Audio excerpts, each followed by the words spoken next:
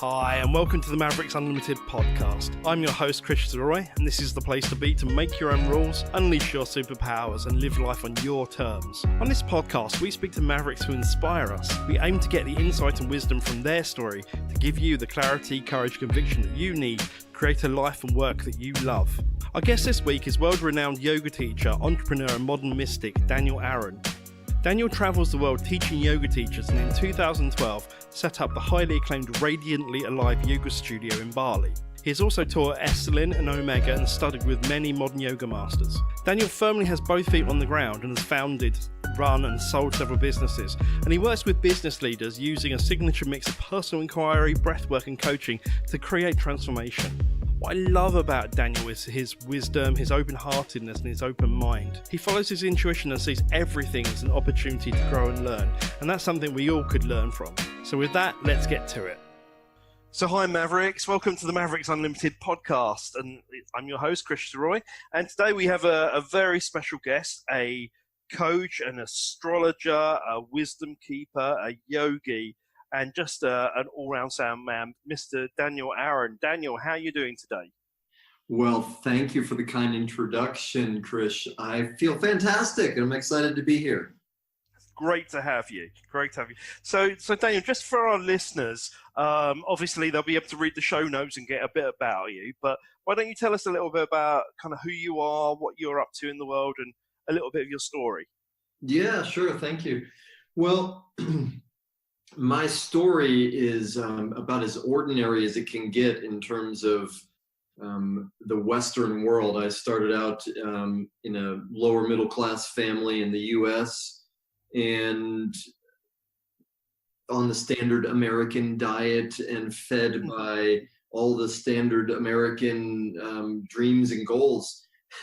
But I had, from the earliest age, I remember being just as a toddler out in the front of my family house and looking around back in my own family in the home, and all the sort of fighting and argument and just confusion around what love is. That was in the home. And then I looked around in the neighborhood and I saw people that were, I don't know, they kind of seemed to me like automatons. Obviously, I didn't have the word for it then, but I saw people coming and going to their jobs, and there wasn't a lot of joy or satisfaction or fulfillment in it.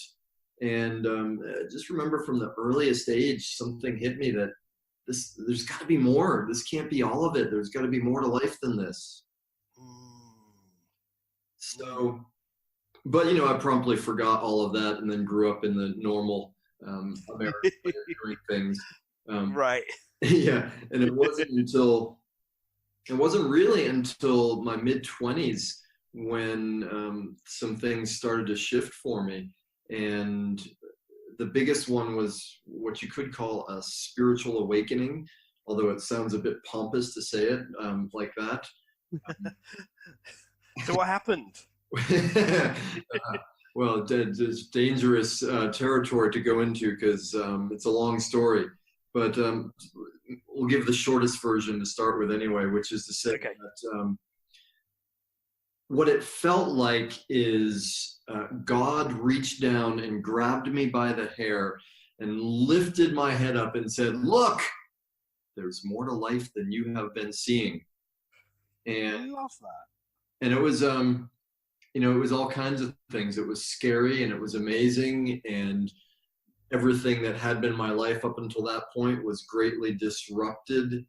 And yeah, well, there's a short version. Okay, but it was a huge epiphany moment by the sounds of it. It was, yeah. And there were many components to it, and it was a process. Though certainly there was one crystal moment which I can share with you that perhaps is the epiphany portion of it, or one of the epiphanies, which was quite literally, I had climbed a stone tower. There's a whole lot more to the story, but I had climbed this stone tower, and I stood there and had this feeling, and I was all alone. I was in Western Massachusetts. There was nobody around. And I stood at the top of this stone tower, and it was just starting to rain, and it felt so, cliche to say it this way, but the way it felt was like I was a lightning rod for divine energy, and it poured into me, and it was almost like I shook with that electricity, and then it passed, and I laid down on this cold stone surface, and I could feel the rain coming down on me. And when I laid down on the surface, I realized how hot my body was, because there was steam coming up around me. And what I got out of it, the message was very clear. I didn't have these words for it then, though later when I started really studying spirituality, trying to understand what happened, the famous words, for enlightenment, laundry; after enlightenment, the laundry. And not that I'm claiming this was enlightenment, and in fact, I'm not a fan of that word, which is another story. But what I got out of it in that moment was a realization that nothing can ever truly harm me. And there was incredible freedom that came from that. And I had a realization about what I'm here to do in the world. And it was very ordinary, though. And then it was, the do the laundry part was, okay, well, let's get going. Time to walk home. I love that. So kind of this really big epiphany, and then a very, very practical, mundane part to it as well. Exactly. Yeah. Love that. What an amazing moment. So where did that kind of, in broad terms, where did that lead you? Well, well, in broad terms, where did it lead me? I laugh because the first place it led me was to utter confusion, and led me into the American mental health system, because from a lot of perspective, it looked like I had gone crazy, and I certainly wondered if I had too. And Right. and I learned out of that phase, one of my favorite quotations now from Krishnamurti, which is, "To be well adjusted to an insane society is not a sign of sanity." I love that. That's brilliant.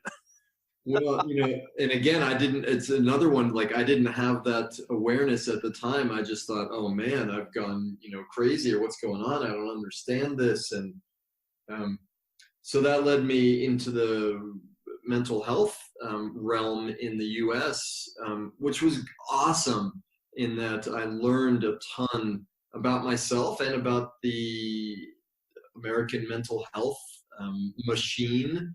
And I had incredible healings and processes while I was deeply immersed in that. And then, oddly enough, where it went from there was I went into a serious depression, which is the only time in my life I actually have been depressed, other than in a few moments or a few days maybe. So what happened was this was actually got diagnosed with clinical depression, and it went on for months, to the point where if I could get from the bed to the sofa, it was like a great day.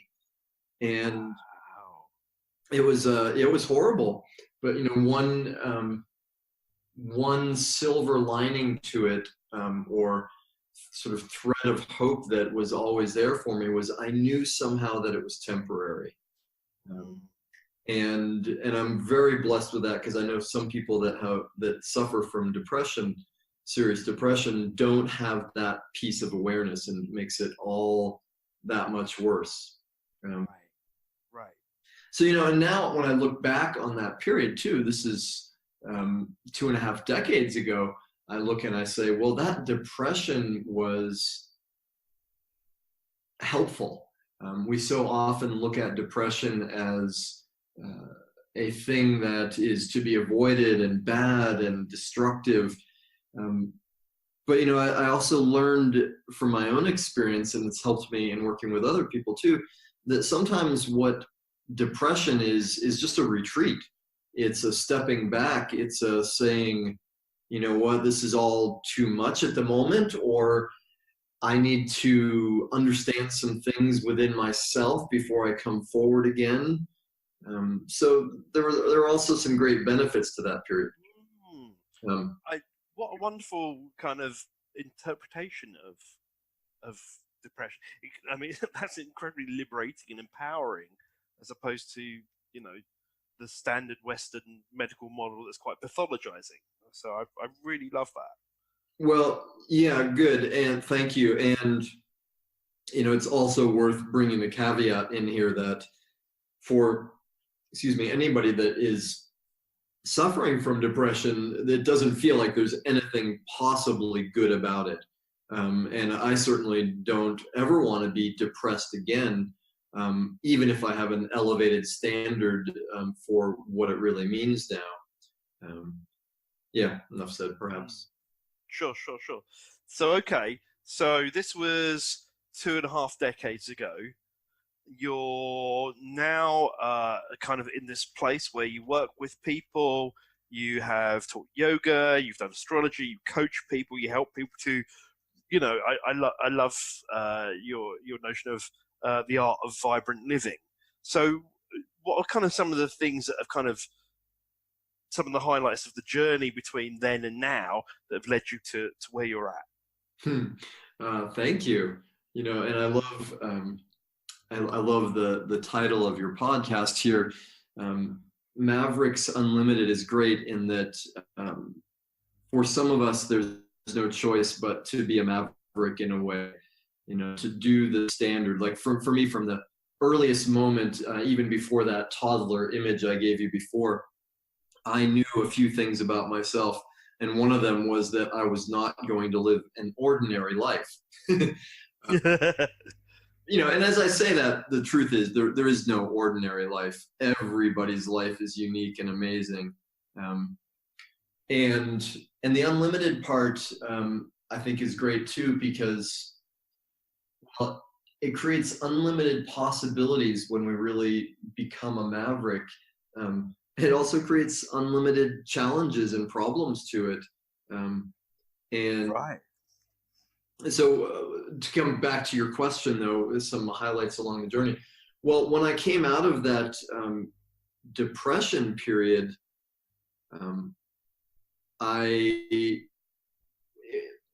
Jesus, it sounds, I'm not necessarily advocating any religious perspective, but the words that come to me right now is I was reborn. And I felt reborn coming out of that. And I ended up moving to a place in the US called the Omega Institute. It's in upstate New York, and Center of Consciousness. We called it in those days the New Age Summer Camp for Adults. I've heard Omega called that before. I love it. That's great. Yeah, and it was, when I got there, I was freaked out by the whole thing, and also a kid in a candy shop. I was just amazed that this incredible world opened up to me, and that I got to learn and study and play and teach all at the same time, all in the same day, was just phenomenal to me. Oh, wow. That's really, I think, what catapulted me. You know, if I step back to summarize in a way the little journey that I've illuminated so far, you know, I had an awakening, and then I had a moment of holy moly, I can't, you know, how do we do this? There's no way to live this kind of possibility. I'm scared of everything now. To then coming out into the world and saying, all right, well, how, you know, now that I don't know anything, and it's all new, how do we do it? And how do we live life? And what's it like to be a human being? And it's good to learn what a human being is and what our potential is. I love that. I absolutely love that. And I think, you know, what I hear from your journey is, you know, often there are those epiphany moments, aren't they? Whether you kind of see them as kind of a spiritual awakening, or, you know, whatever that's down to. And very often those moments of clarity actually breed more confusion along the way before they open up the path, as it were. And I think that's a beautiful illustration. Absolutely. And I'm such a what about punk, I guess is the word that comes to mind sometimes with clients and students whenever they say I'm confused. I've learned to celebrate that, and and sometimes to poke a little bit of humor, because sometimes when we're confused, it's very serious and debilitating. And but what confusion really is this state that's right before discovery, right before learning and breakthrough. So, if our aim in life is to keep waking up or to find more joy or more love, then the moments of confusion are ones that we can celebrate.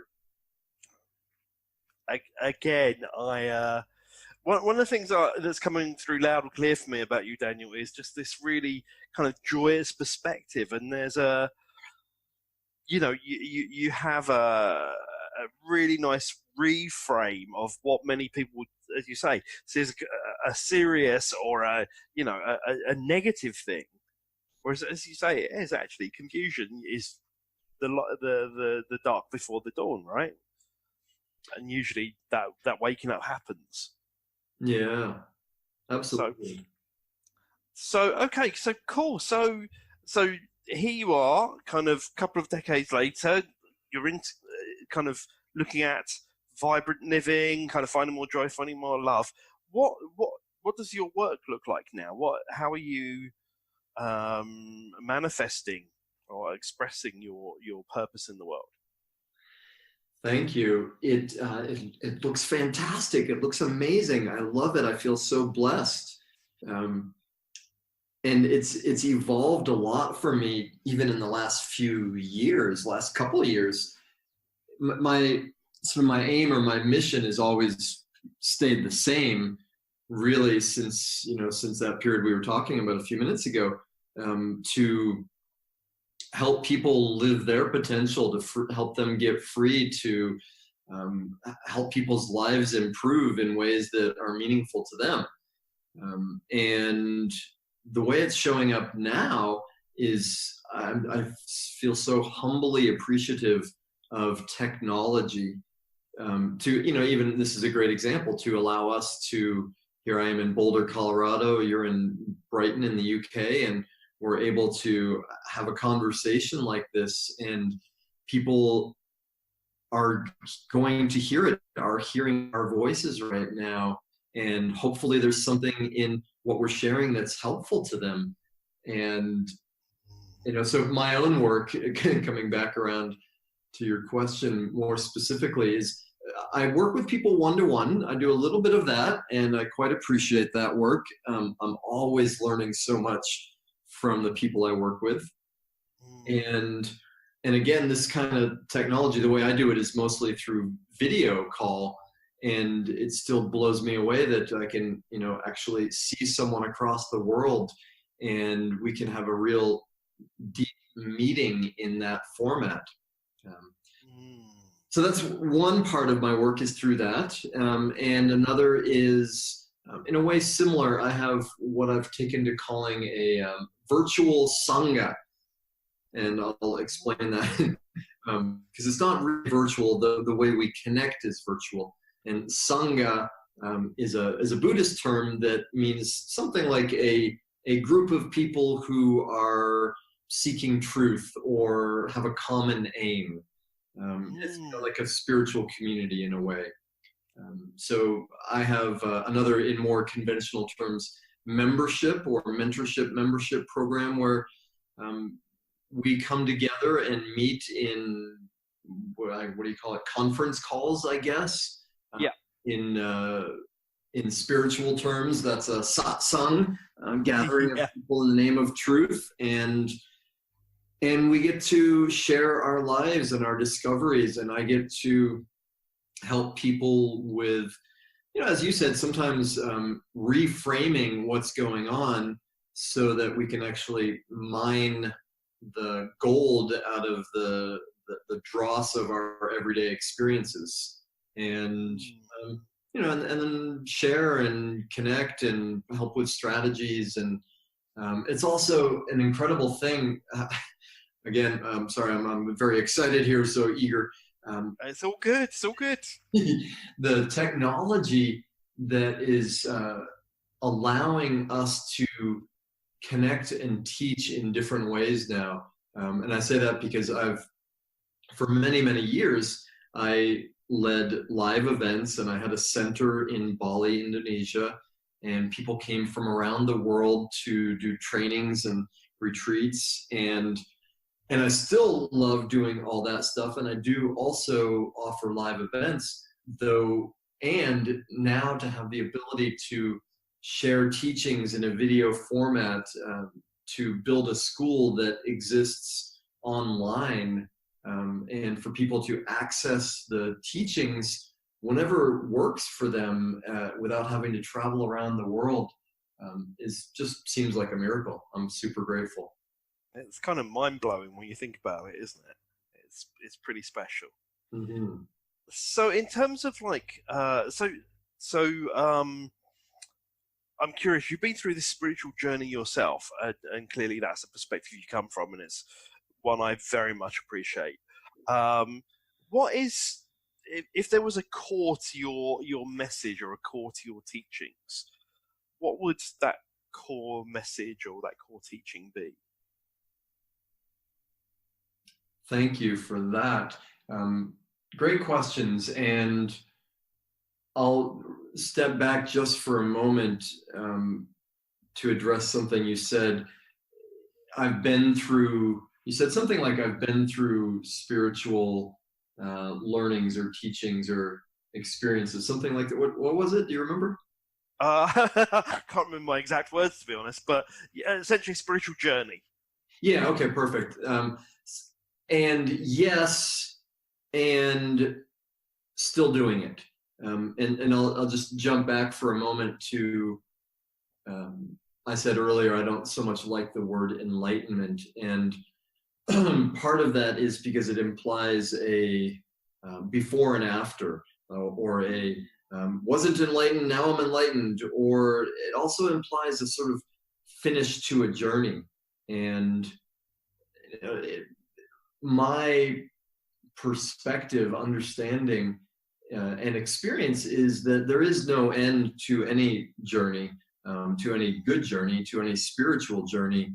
And we are always getting more enlightened. We are always becoming more and more of our truest self. And the question becomes whether we're doing it on purpose or not. And Indeed. yeah. And which, mitigates a lot the amount of suffering that's possible. Or, some would say from the Buddhist perspective, inevitable in life. Well, I'm not so sure about that. And so if I come back to my first response to the question of what's the core teaching, it's that anything is possible, and that we are so blessed to be able to choose any experience, any vibration. And, don't get me wrong, many of us are in circumstances that are beyond our control, yet we can always choose our state, our vibration, our way of looking at those things. And that makes a massive difference for how we proceed from there. That makes huge sense. So let's kind of put this into some application, as it were. And I'm kind of curious as to kind of how you apply this, because I think for some people what we're talking about will kind of be second nature in terms of what we're talking about. For other people, it will be a kind of a new experience or a newer subject. So in terms of, say, on a daily basis, obviously, as you say, you're still going through the journey. You're still here, and that brings with it the blessings and the challenges of day-to-day life, as it were. So what kind of routines or practices do you have on a daily basis that keep you motivated, focused, in high vibration, and in good state, as it were?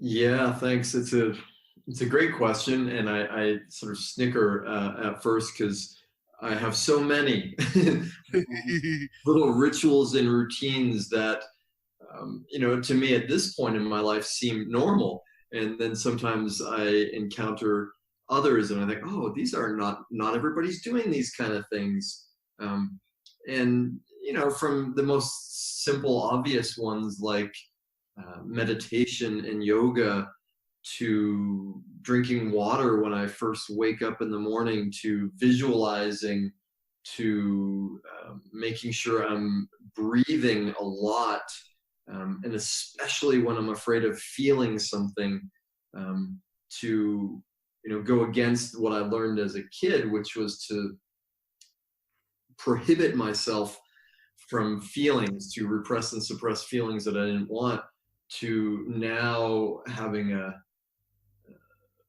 part of my practice being, what, if there's a feeling there, let's bring it on intentionally and allow it to manifest and overtake me and teach me.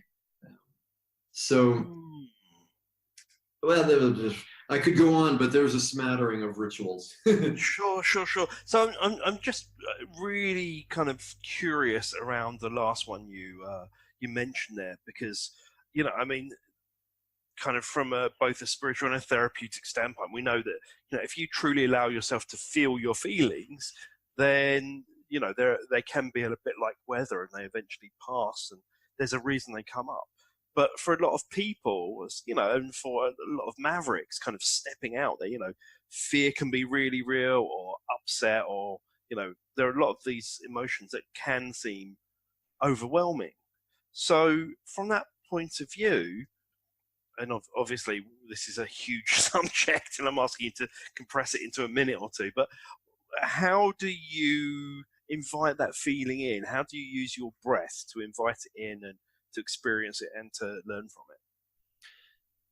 Yeah, it is a huge topic and such an important one, and also so simple.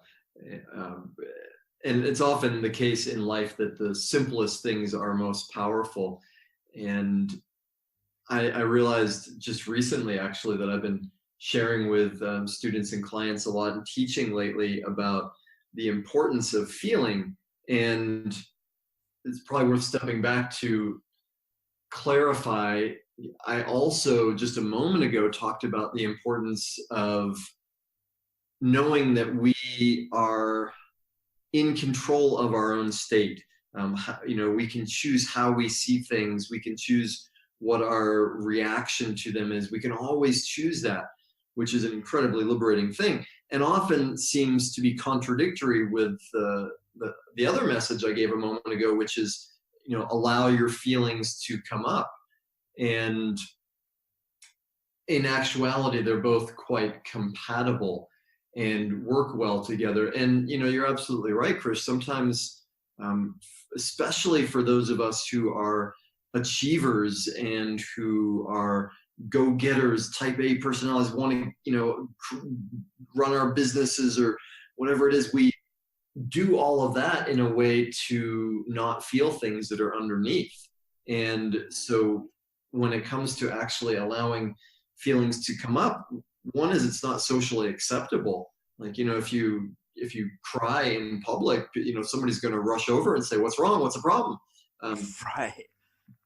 And it's, part of what I want to share with people is, it's okay, cry in public. And that's, well, let's have human mastery where we've got the full range of our human experience and emotions available to us all the time. And then we can create a culture around us in our families and our businesses and our communities where any emotion is okay.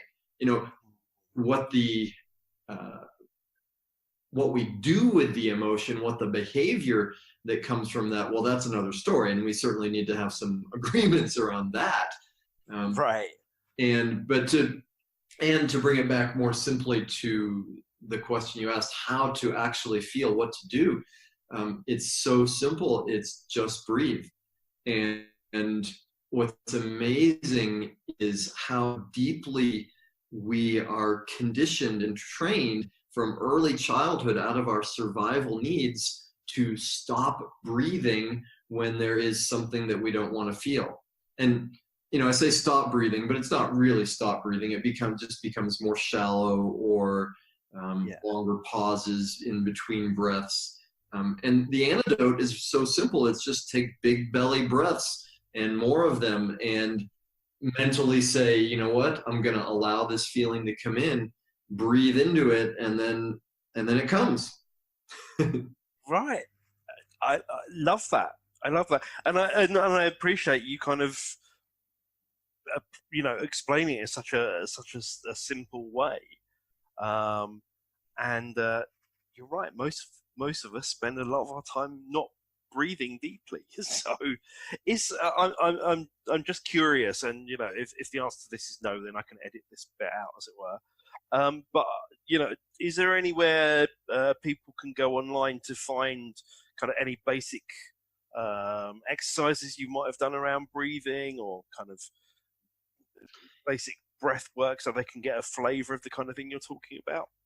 Well, certainly, yeah. On my YouTube channel, I have a few different videos that talk about breathing and how to do it in ways that invite feeling.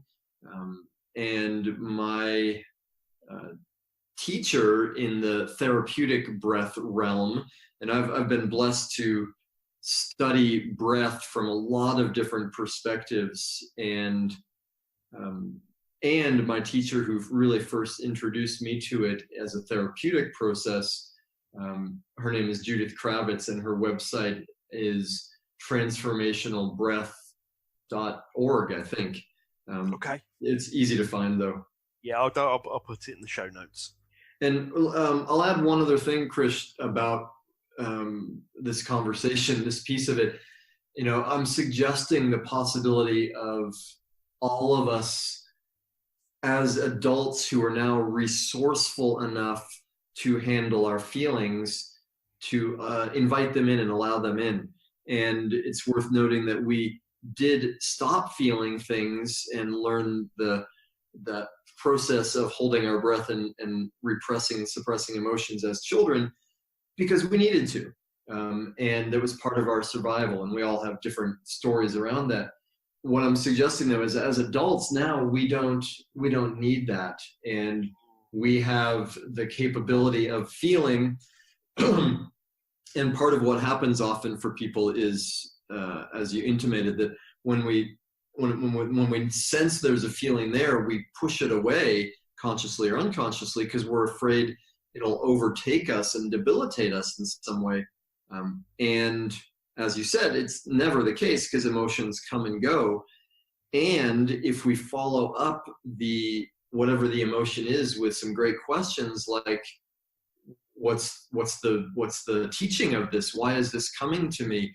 What do I get out of this? What triggered it? How did this happen? What do I learn from this? How do I take this in a positive way going forward in my life? Then we get a lot of value out of the feeling.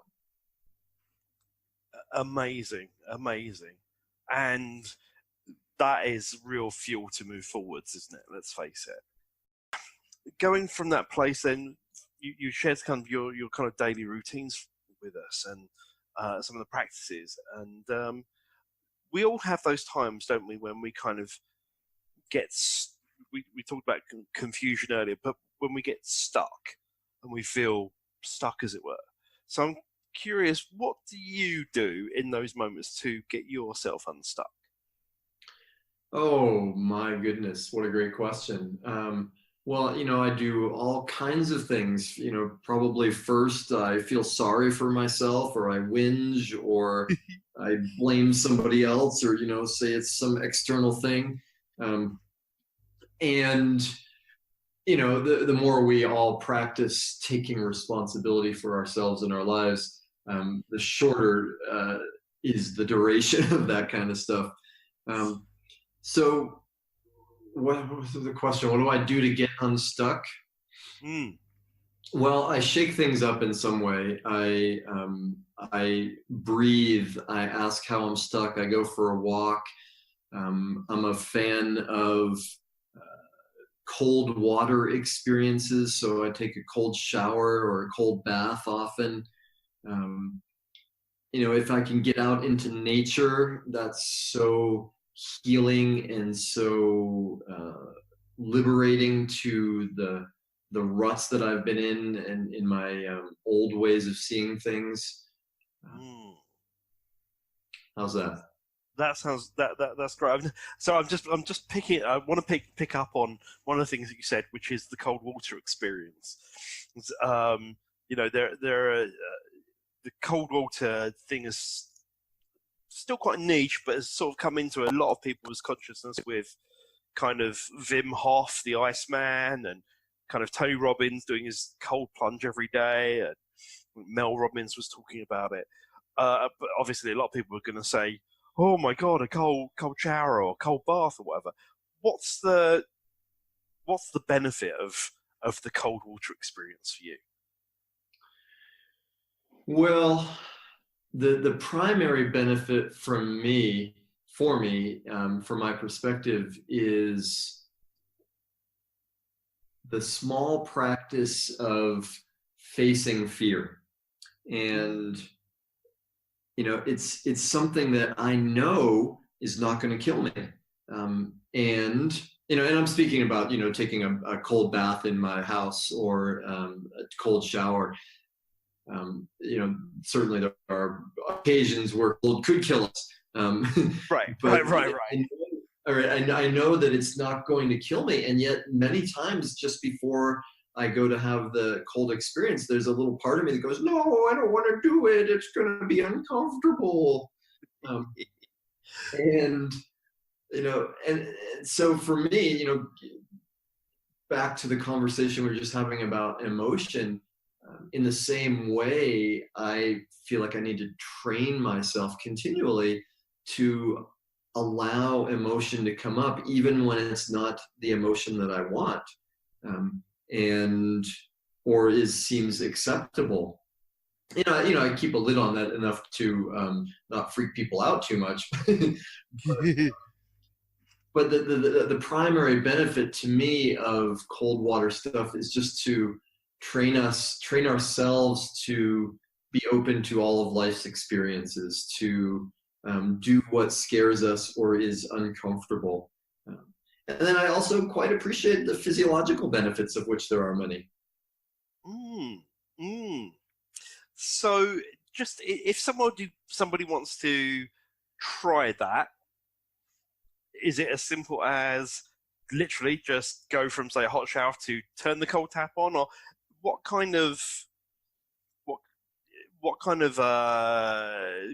thing could a person do to make that easier for themselves, as it were, but still, say, turn the cold tap on?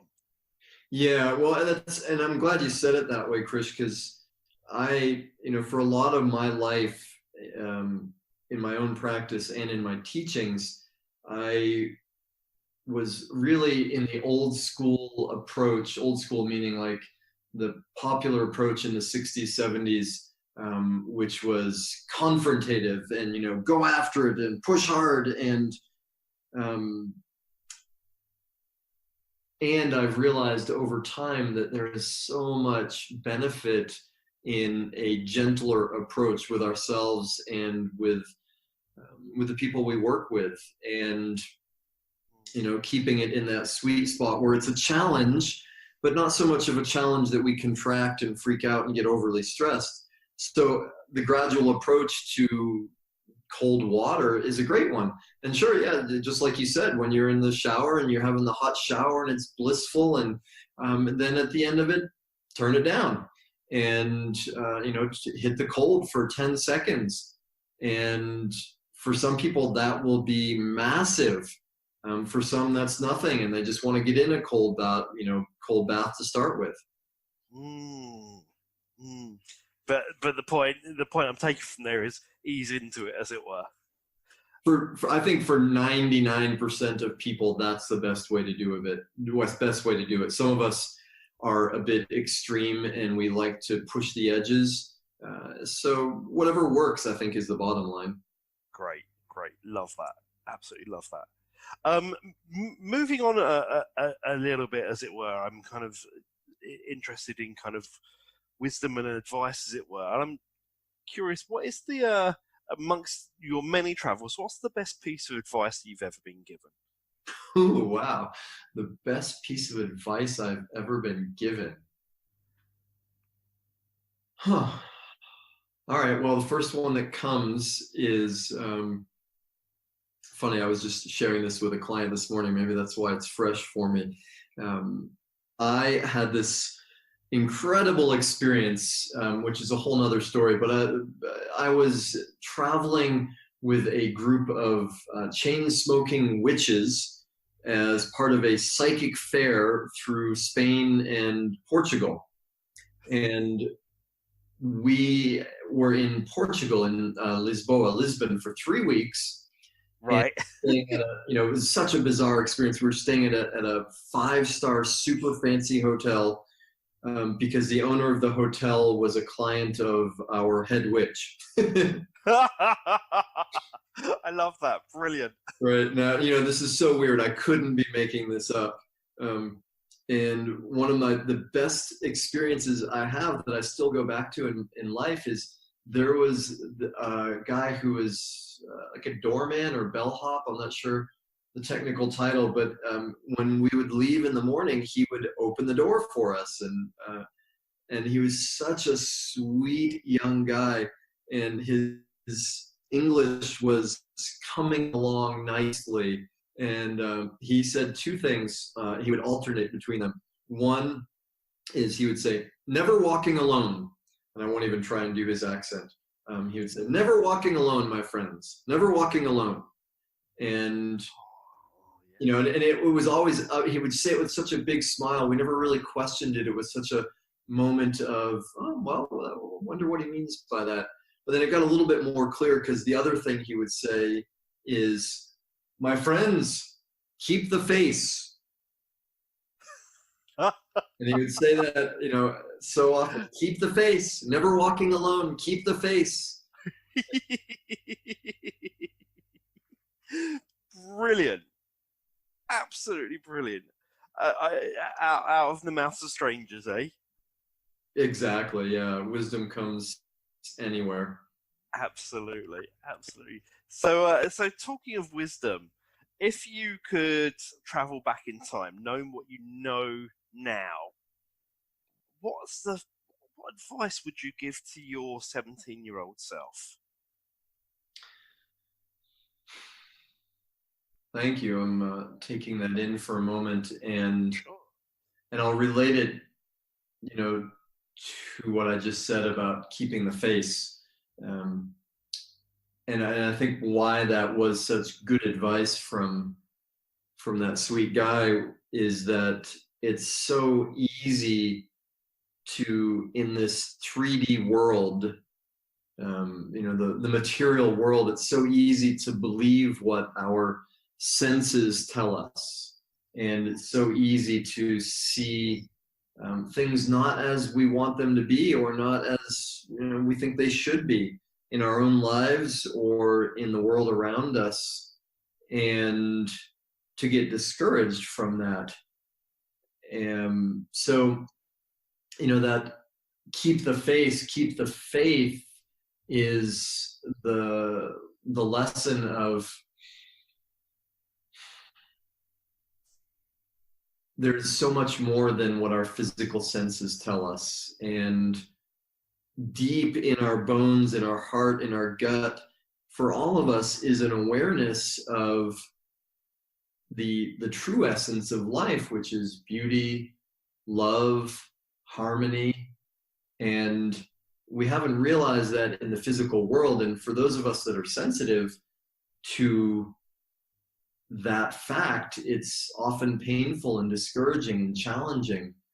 And if we can keep the face and remember the truth that we know is inside us, then it makes it a little bit easier to boy, this is weird that this expression is coming to me, but fight the good fight. I guess maybe back to the fighting in the sense of battling to create heaven on earth is in a way a battle to retrain ourselves. Right. Retrain ourselves to look and reach for that beauty and that love rather than be ruled by our own demons or ego or whatever that stuff is. Fantastic. I love that. Let's talk about influences, as it were, because we all have those people that have come before us, right? And those people we look up to. And you mentioned one of your breathwork teachers earlier. But who are some of your influences, some of your kind of maverick heroes or heroines, as it were, and why is that? Yeah, that's a great question. And I feel so humbly appreciative of the incredible teachers. And I've had so many. I've been so blessed with that in my life. And really a full range, in terms of different realms. I've been with many of the modern masters of yoga and, but also in the personal development range. Like, I so appreciate the work of Landmark Education and Tony Robbins. He's been a great mentor for me. I also appreciate just the simple lessons that I got from my mother, who taught me a lot about perseverance and also taught me a lot about, what doesn't work in life, and through her own sufferings and challenges, she taught me a lot about my own approach to life, and I suppose informed me to my work with people and helping people. How beautiful. And what are some of the kind of the arts, or like books, films, music, art, or whatever, do you look to has had an influence in you, or inspires you, or feeds you?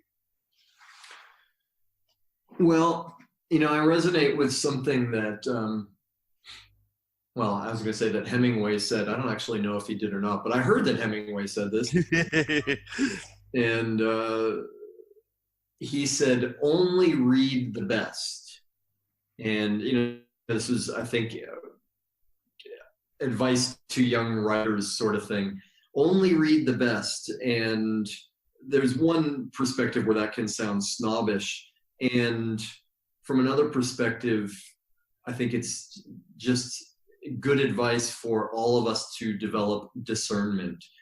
And we are such open windows to stimulus, and these days more than ever. So being choosy about what we consume, whether that's food or media, is, to me, just makes good sense. And right.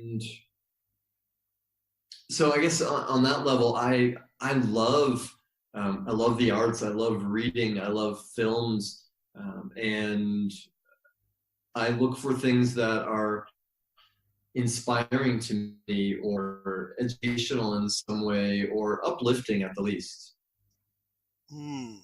So what was the last film that you saw that you absolutely loved, or the last book you read that really spoke to you? Well, what comes to mind at the moment is I have a 10-year-old daughter, and her and I have been on a tear with Sherlock Holmes stories. Oh, really? Wow.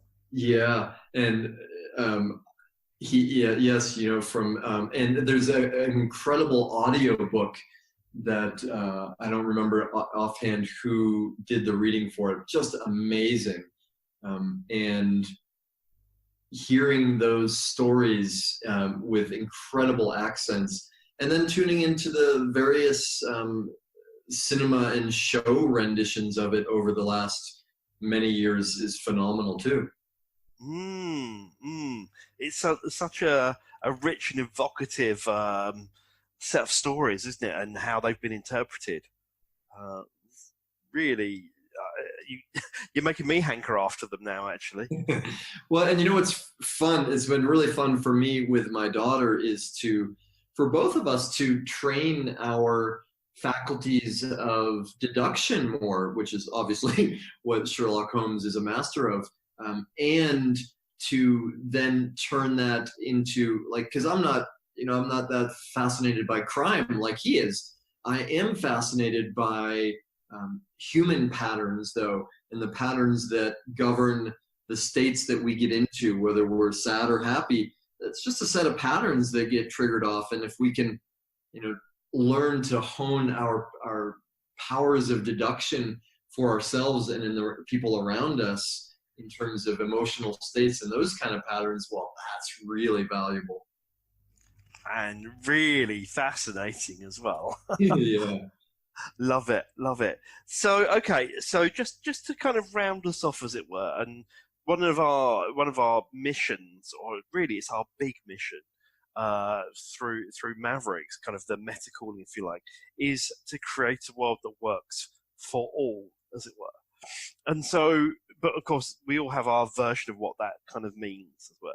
So, if there were no limitations, what one thing would you change about the world? And what would be your very first step towards that? One thing I would change about the world. Well, this is probably a bit radical, and for some people anyway. The first thing, though, that comes to heart, first thing that comes to mind is I would prohibit the consumption of animals. And meaning, and I don't know if I don't even want to say it that way. Not that I would prohibit it.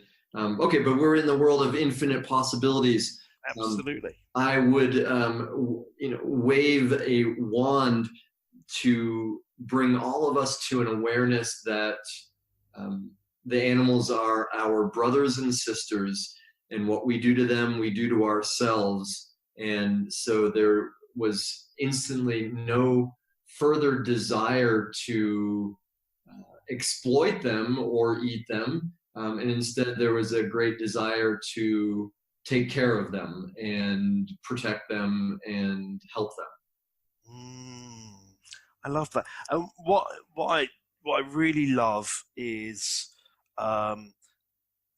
certainly things like veganism, for example, has become a very big thing. And I was one of our previous podcast guests, a guy called Chris Chamberlain, who is a sustainability guy, was telling us all about things like Impossible Foods, Impossible Burger, that kind of thing. And so, and some of the alternatives and kind of social enterprises that are coming out now to really kind of bring plant-based living to the fore, as it were. So I love that, and I think there seems to be an increasing resonance with that kind of message. So incredible. So very, very last but not least, Daniel, if people want to find out about you and your work and what you're up to in the world, where can they find out about you? Where can they connect with you? What are the ways for people to get in touch with you? Thank you, Krish. And I'll come to that. First, though, add a little about what I just said about the animals. And you're right, it's an incredible time that we're in, where plant-based foods are so available and so good, and it's so easy. And for many of us, food is our greatest addiction. And for anybody to say, hey, don't do that or don't have that, can produce a lot of antagonism inside ourselves. So I'll follow it with a little more gentle advice or suggestion around it. Is part of what I'm speaking of with this is the practice from yogic terms called ahimsa. And one way of translating it is do as little harm as possible. And when it comes to my teachers and heroes you mentioned earlier, it's funny that as you say that, I'm actually looking at my little altar here, and on it is Jesus, Martin Luther King Jr., and Gandhi. And for any of us who in some way want to be happier and healthier, and the idea of giving up eating meat seems crazy or unsafe or whatever, then the next question can be, well, how can I reduce the amount of harm or hurt that I am inflicting in the world? And we're all doing some. So just day by day, what's the least amount of harm, or what's the most amount of love I can give into the world today? So, sorry, go ahead. Yeah, no, it's all right. I'm backpedaling a bit from my radicalness of that, and because I also know for myself that anybody telling Mavericks, we don't like to be told what to do, right? Right, totally. However, the question was in a world of no limitations. So I think what you've done there is planted the world of no limitations, but then given the pathway towards that. So I think that's fair enough. Yeah, thank you. And I'm most interested and curious as to what's the most fun, easiest way we can all create love and joy and fulfillment inside ourselves and in the world at large. And so back to your question, though, thank you, how people can reach me or get in touch. Easiest is my website, danielaron.com, AARON. I'm on Facebook also, and that's it. Great. Well, I will put the links to your website and your social profiles on the show notes as well. And just to say thank you so much for just a brilliant conversation. There's so much practical stuff in here, but also just a lot of food for thought and some real kind of mind openers, as it were. And I just really appreciate the openness that you've brought to this conversation. So thank you. Well, you're welcome, and thank you, Krish. It's been very kind of you to allow me to wax on so much here, and it's been more of a monologue than a conversation at many times. And I appreciate what you're doing by offering yourself up and inviting people in and sharing and helping people get more courage to be their maverick self. And and I know that to interview, I do a lot of interviewing myself, is a humble yet beautiful thing to do. So I really appreciate you giving me the opportunity to talk with you and get to know you and share with your listeners. Thank you. I really appreciate that. And so there you have it, Mavericks. Wrapping up our conversation today with the wonderful Mr. Daniel Aaron. Thank you for listening, and I will see you and catch you on the next podcast. Bye for now. Bye. Hey, listen up. Don't go yet. Did you get something meaningful out of this episode? Well, the most meaningful thing that you can do right now is to go and leave a review on iTunes, because those reviews are what keep us here. And please make sure to share and to subscribe to this podcast. Finally, are you unleashing your superpowers? Well, if so, show us on Instagram with the hashtag Mavericks Unlimited, and we'll see you over there. And with that, thanks so much for listening to the Mavericks Unlimited podcast at mavericsunlimited.com. Bye for now.